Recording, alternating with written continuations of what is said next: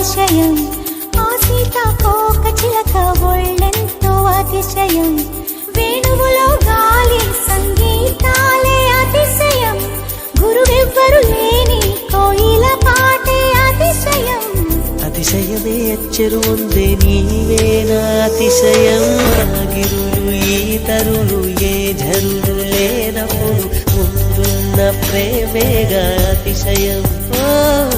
16 ప్రయాణ పరువల్లో అందరికీ పుట్టేటి ప్రేమేగా అతిశయం.